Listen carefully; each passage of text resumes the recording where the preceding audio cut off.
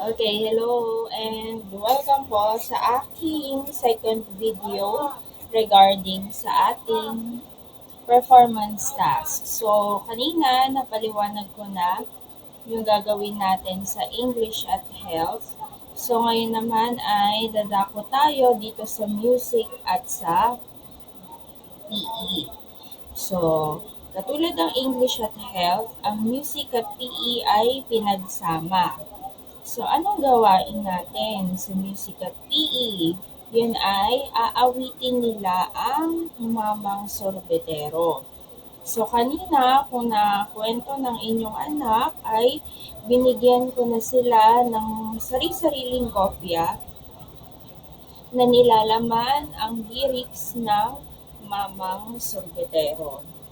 So, anong mga panuto o ano yung mga gagawin natin para sa performance na ito? So, una ay panoorin ang video na aking ibibigay. So, ipopost ko ang video na gagayahin ng inyong anak para sila makapag-practice na. So, dun sa video ay mayroong ipapakitang galaw ang bata at yun ang eksaktong gagayahin ng inyong anak. So, dun sa video ay mapuputol yon, hindi siya aabot dun sa katapusan ng kanta, kaya ang gagawin nyo ay uulitin nyo na lamang yung steps na ipapakita ng bata. Yan. So, next ay pag-aralan ang wastong pag-awit. So, habang ginagawa nila ang kilos o galaw ng Mamang Sorbetero, ay kakantahin nila ito. So, kaya ko sila binigyan ng copy ng lyrics para ito ay makabisado na nila. Yan. So, next ay magpatulong sa magulang o sa guardian sa pagkuha ng video habang isinasagawa ang video. Next ay ang gagamitin ay PE uniform. So, kung walang PE uniform na color maroon, ay pwedeng gumamit ng ibang kulay ng jogging pants basta ang pantaas ay kulay puti. Then, gagamit din sila ng improvised musical instrument. Anong ibig sabihin? So, halimbawa ay meron kayong mga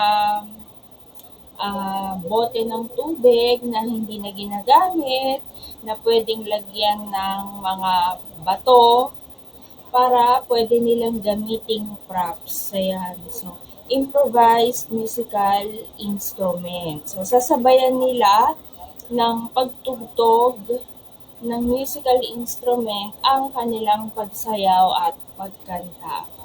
So, tulad sa English at Health, ilalagay yan sa ating Facebook page hanggang October 25. So, nakalagay dito ay criteria. Tulad ng sinabi ko kanina sa English at Health, wala kayong sasagutan dito dahil ito ay gabay kung paano nyo gagawin o paano gagawin ng bata ang task. So, una, na ipapakita ang paggamit ng ostinato pattern sa pag-awit. So, yung ostinato pattern ay ang pag-uulit lamang ng bahagi ng kanta. So, kaya kailangan ito ay makabisado nila para kapag merong mga bahagi na uulitin ay hindi sila malilito.